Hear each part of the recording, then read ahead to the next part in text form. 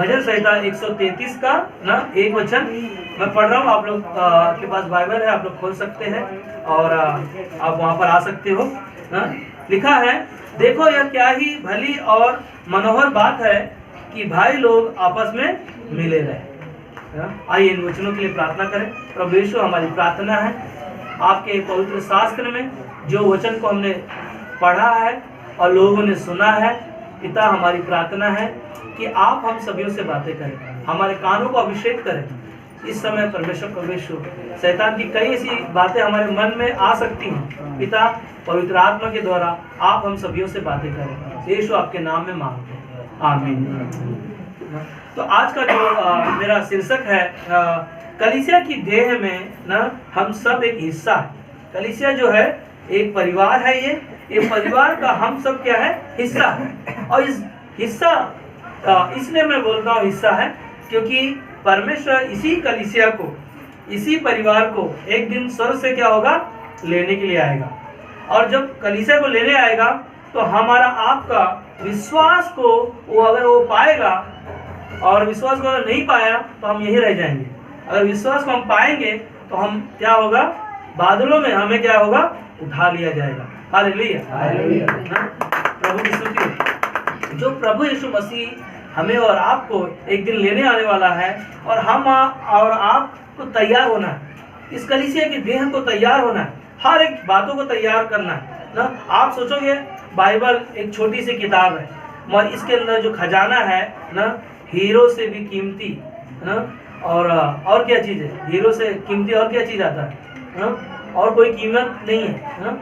सोना चांदी से, हीरो से भी कई मूल्यवान ना परमेश्वर का वचन है।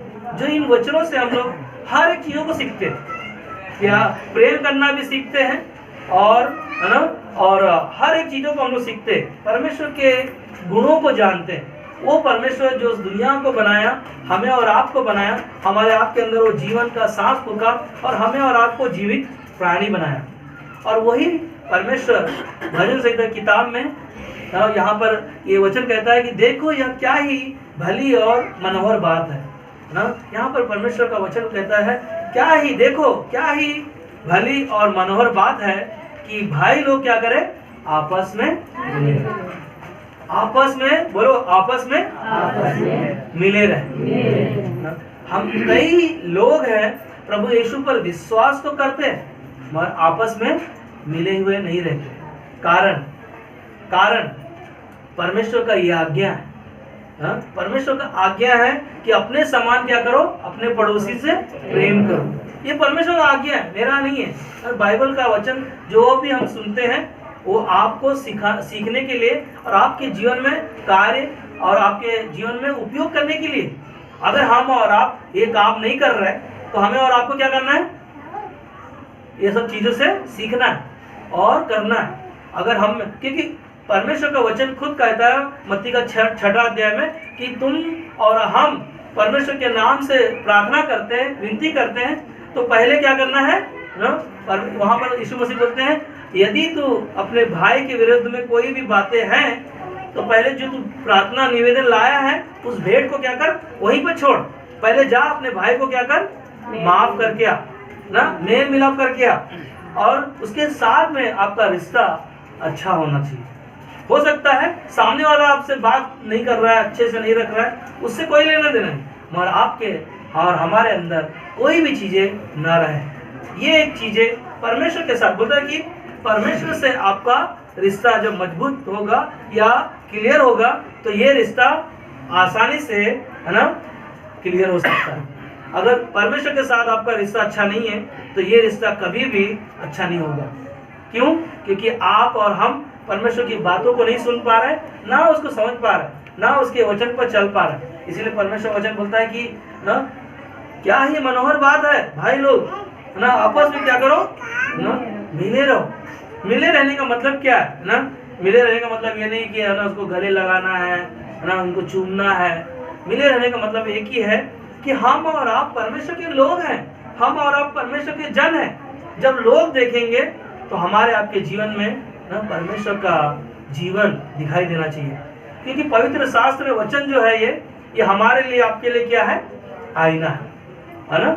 ये हमारे आपके लिए आईना है और हम लोगों के लिए आईना है। हालेलुया। तो हमारे आपके जीवन में कैसा वो जीवन होना चाहिए?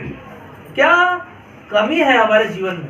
कई ऐसी चीजें हो सकती हैं, मगर एक विश्वासी ना, एक आत्मिक जन, परमेश्वर का जन जो इस संसार में, हम सब क्या थे? खोए हुए थे। हम सब इस संसार में भटके हुए थे, मगर यीशु मसीह ने हमें और आपको संसार में से क्या किया? चुन लिया। हालेलुया। अब हम उसके संतान बन गए, अब उसका हम बेटा, उसका बेटी बन गए। और वो कहता है कि तुम्हारा हमारा कलीसिया में हो या आपका परिवार में हो, क्या कहता वचन? क्या ही भली और मनोहर बात है कि भाई लोग क्या करो?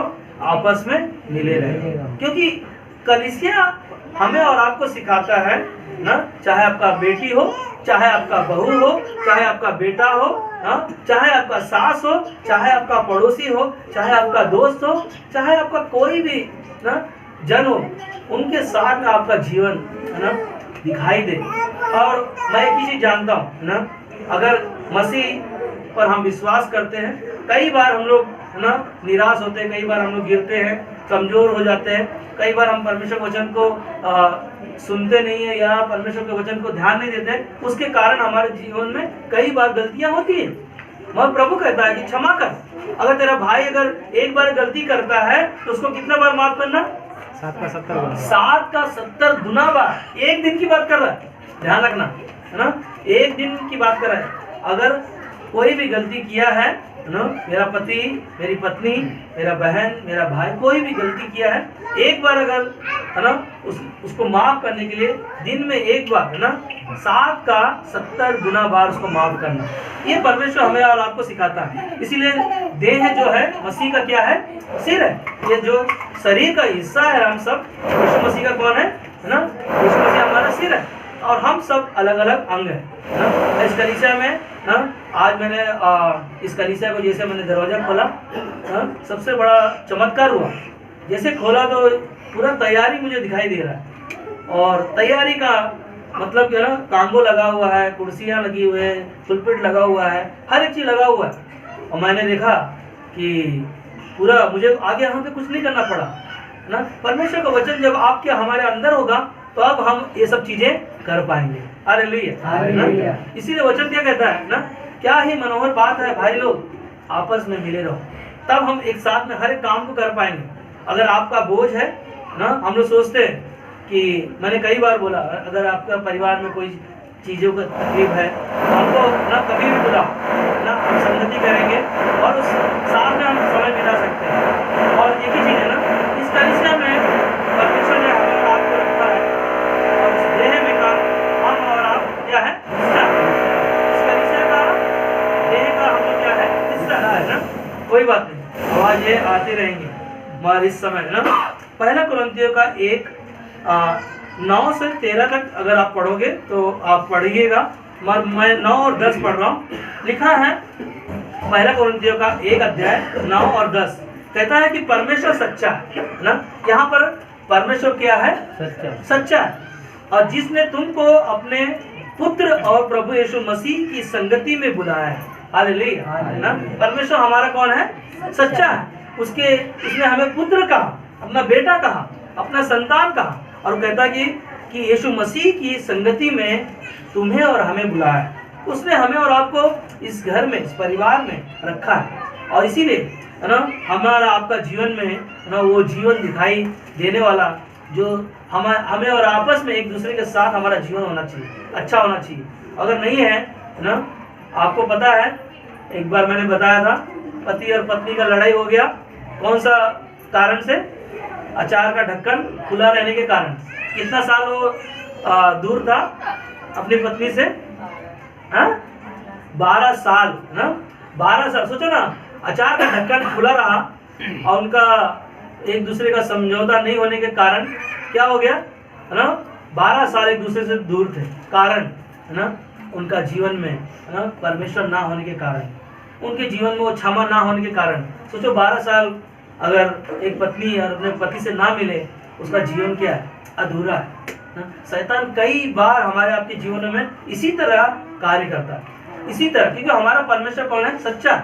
और तुम और हम उसके बेटे हैं। और उसने कहा कि मैंने तुम्हें परमेश्वर की संगति में बुलाया है और उस संगति में रहकर तुम आनंद मना सको, तुम खुशियां मना सको। मगर शैतान क्या करता है? लोगों के जीवन में दूरियां लेकर आता है। याद है, आदम और हवा को परमेश्वर ने बनाया, पहला आदम, पहला पुरुष, पहला स्त्री को बनाया, और परमेश्वर ने क्या कहा? फूलो और फलो, है ना, पृथ्वी पर क्या हो जाओ, बस जाओ। मगर उनके बीच में कौन आया? कौन आया? शैतान आया। शैतान ही है लोगों के जीवन में जो अंधेरा लेकर आने वाला। शैतान ही है लोगों के ना परिवारों को दूर करने वाला। आप यकीन नहीं मानोगे, आप यकीन नहीं कर सकते। ऐसा कौन सा एक परिवार में चले जाओ और उस घर में समस्याएं ना हो, तकलीफें ना हो, पति पत्नी के बीच में, सास और बहू के बीच में, बेटा और बाप के बीच में, कई ऐसे हालात हैं, है ना। एक पिता अपने बच्चे को बड़ा करके, शादी करके, मतलब पढ़ाई करके, ना नौकरी का औहदा मिल गया, सब कुछ मिल गया, बेटा बहू आ गई, बेटे हो गए, पोते हो गए, और उसका पिता, है ना, उसके घर नहीं जा रहा। कारण ना आपस में मेल मिलाप ना होने के कारण एक परिवार से दूर है। मैंने खुद देखा, उसका पिताजी हमारे साथ हमारे घर पे आया और अपने बेटे के घर पे, बहू के घर पे नहीं जा रहा है। कारण शैतान ना परिवारों को तोड़ने का काम करता है। आदम और हवा के जीवन में परमेश्वर सब कुछ दिया, सब अच्छा बोला, मगर शैतान ने क्या किया ना, परमेश्वर ने जो आज्ञा का पालन करने के लिए कहा आदम और हवा को, उन्होंने क्या किया? शैतान के बहकाव में ना वो फल को खाया, उसके द्वारा क्या हो गया? परमेश्वर के साथ जो मेल था वो क्या हो गया? दूर हो गया। कारण ना शैतान लोगों के जीवन में, लोगों के परिवारों में आने के द्वारा ना उनके जीवन में संकट आते हैं, समस्या आती है। आपको पता है, आपका परिवार अगर एकता में होगा, आपका पड़ोसी भी है ना उसका फायदा नहीं उठा पाएगा। अगर आपका है ना परिवार में एकता नहीं है, आपका पड़ोसी है ना उसका फायदा उठाएगा, है ना। ये लोग कुछ एक मेल नहीं है इनके अंदर, इसीलिए ना लोग क्या करते हैं? फायदा उठाते हैं। पर हमारा आपका जीवन परमेश्वर का कलीसिया में जब हम आते हैं तो क्योंकि हमारा परमेश्वर सच्चा, इसीलिए 10 में कहता है, हे भाइयों, मैं तुमसे हमारे प्रभु यीशु मसीह के नाम से विनती करता हूँ कि तुम सब एक ही बात कहो और तुम में फूट ना हो, परंतु एक ही मन, एक ही मत होकर मिले रहो। क्या कहता है ना, हमारे आपके बीच में या आपके परिवार के बीच में कोई फूट ना हो, कोई दरार ना हो ना, और ऐसा ना हो, है ना, एक ही मन होना चाहिए, एक ही मत होना चाहिए। और कहता मिले रहो। अगर एक पत्नी बोले मुझे लाल कलर का साड़ी पसंद है, उसका पति बोले नहीं ना येलो कलर का ले लो, क्या हो रहा है ना? समझौता नहीं हो रहा है। कारण उसके कारण अगर पत्नी ने ले लिया, पति बोलेगा ना मेरा पसंद का नहीं लिया ना। हमारे आपके जीवन में ना मेल होना चाहिए। इसीलिए कहता है आमोस का 3:3 में कहता है ना कि एक भाई और एक भाई दोनों, है ना, दोनों का विचार, दोनों का सोच क्या होना चाहिए? एक होना चाहिए ना। उनका जीवन में कोई अलग अलग नहीं होना चाहिए ना। तो उनके अंदर क्या होना चाहिए? प्रेम होना चाहिए, संगति ना, परमेश्वर का साथ संगति होना चाहिए, परमेश्वर का प्रेम होना चाहिए। क्योंकि परमेश्वर ने हमसे और आपसे प्रेम किया और हम और आप खोए हुए थे, प्रभु यीशु मसीह ने हमें क्या किया ना? मेल मिलाप किया। इसीलिए कहता है ना परमेश्वर के हृदय के बारे में हमें और आपको बताता है। कहाँ पर, कैसे बात करता है वो? पवित्र आत्मा के द्वारा। परमेश्वर का आत्मा हमारे आपके अंदर है। इसीलिए इफिसियों का 4:1 से आप पढ़ोगे तो वहां पर एक ही चीज लिखा है ना। 4:1 से अगर 4 तक पढ़ोगे तो वहां पर लिखा है एक ही प्रभु हमारा है, एक ही विश्वास है, एक ही क्या है? बपतिस्मा है ना। एक ही प्रभु, एक ही विश्वास, एक ही बपतिस्मा। हमारा आपका प्रभु एक ही है और वही एक ही प्रभु हमें और आपको, है ना, कई बार ना एक होने नहीं देता है शैतान। कारण फूट डालने के लिए बहुत सारी चीजें करता है ना। जैसे कि उदाहरण मैंने कई बार दिया, आम की पेटी में कितना आम अच्छा होना चाहिए, कितना खराब होना चाहिए। आम का पेटी में कितना अच्छा होना चाहिए, कितना खराब होना चाहिए। अगर एक ही आम खराब है तो पूरा अच्छे आम को क्या करता है? कई बार हमारे अपने जीवन में एक कोई गलती की वजह से क्या करता है ना, एक संसार में कहावत आपने सुना होगा, एक सच को छुपाने के लिए कितने झूठ का सहारा लेना पड़ता है ना, कई से सहारा लेना पड़ता है और बात का क्या होता है, बतंगड़ हो जाता है, राय का क्या हो जाता है, पहाड़ बन जाता है।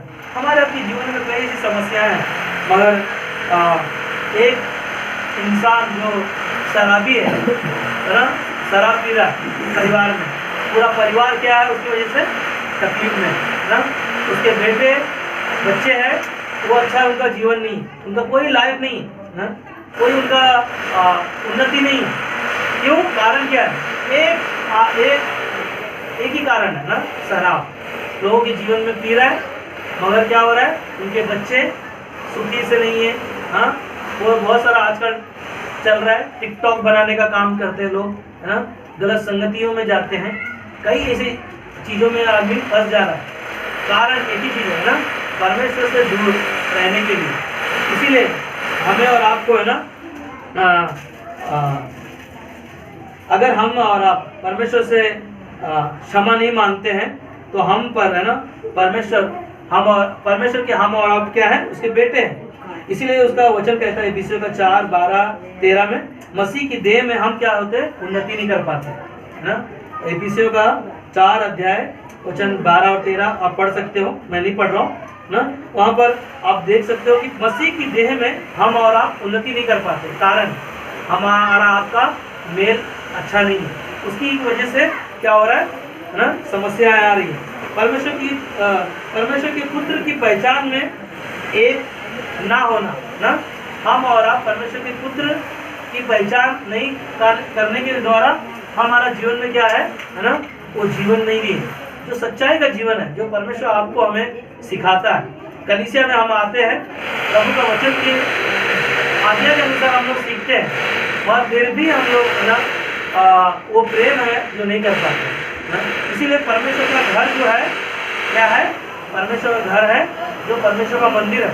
हमारा आपका घर ये है ना, इस घर में कोई भी ऐसी चीजें ना हो ना, इस घर में जैसे कि अभी इस कलीसिया में हम सब आते हैं, कोई भी आके सेटअप करता है, कोई आके कांगो बजाता है, कोई आके आराधना करता है, ये सब क्या है ना, मसीह की देह में एकता में हम लोग क्या कर रहे हैं, एक मन होकर हर एक कार्य कर पा रहे हैं। इसीलिए कलीसिया में क्या है, परमेश्वर की उपस्थिति है ना, कलीसिया में परमेश्वर अपने वचनों से हम सभी से वो बातें करता है, क्योंकि बुलाए हुए लोग संसार में बहुत हैं, मगर चुने हुए हम और आप हैं, जो प्रभु ने हमें और आपको चुना।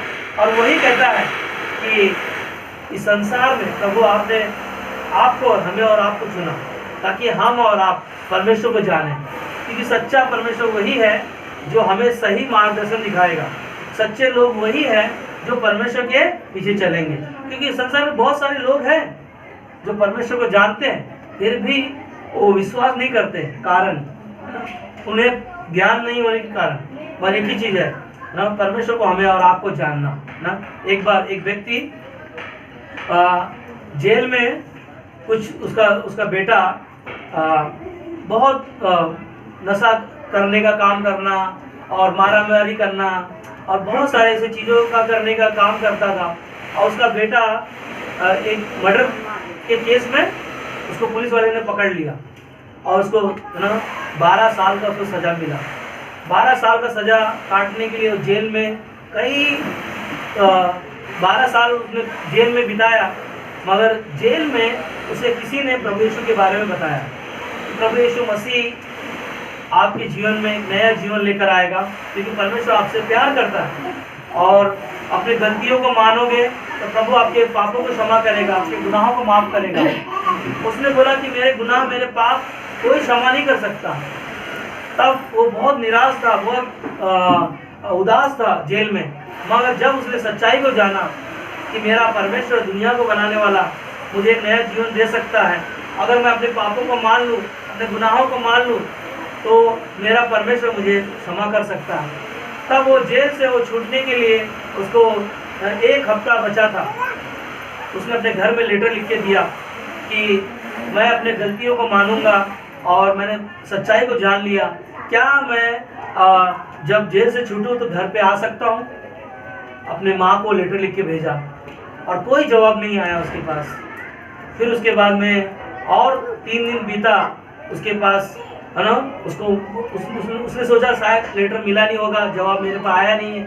उसने वापस एक लेटर लिखा, चिट्ठी लिखा और माँ के पास भेजा कि मैं अपने घर आना चाहता हूँ, आप लोग मुझे स्वीकार करोगे?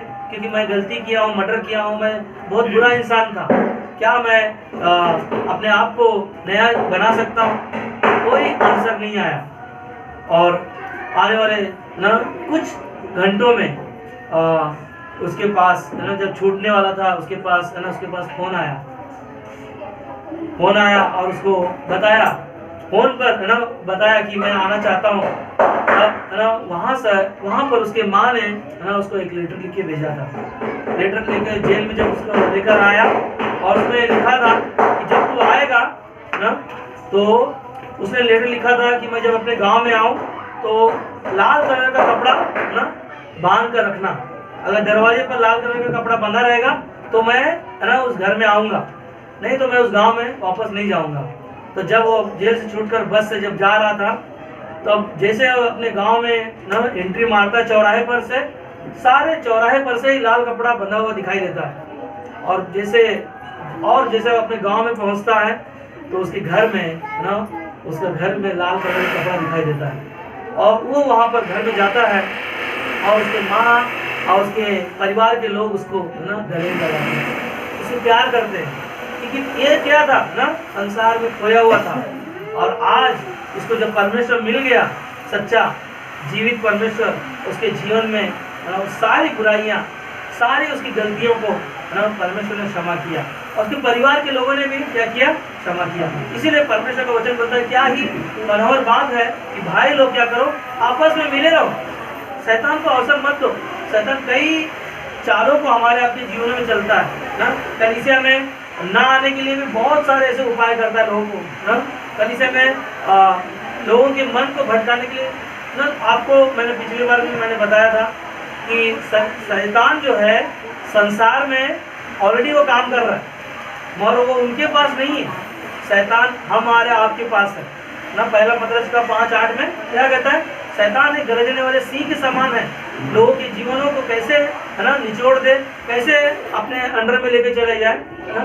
कई ऐसी गवाहियों को हम लोग सुनते हैं, है ना। कई ऐसे परिवार है जो पिछली बार हम लोगों ने संदेश को सुना था ना, वो गवाही को सुना था कि उसके अंदर क्या था, श्राप था। वो श्राप के द्वारा क्या हुआ उसका जीवन में ना, वो बीमारियां उसको मौत तक लेके चला गया। शैतान लोगों के जीवन में ऐसी बीमारियां लेकर आता है, वो श्राप जैसी ऐसी होती हैं, वो लोगों के जीवनों को बिगाड़ने के लिए नहीं, उनको तोड़कर ना इतना दूर करता है कि लोग उसको कभी जोड़ नहीं पाएंगे ना। कई बार हमारे आपके जीवनों में भी होगा, मगर एक ही चीज़ है ना, परमेश्वर के साथ आपका हमारा रिश्ता ना। और कलीसिया में जब हम सब आते हैं, परमेश्वर के वचन को सुनते हैं ना, परमेश्वर के साथ चलते हैं, परमेश्वर हमारी आपकी वो मदद करेगा। आमीन।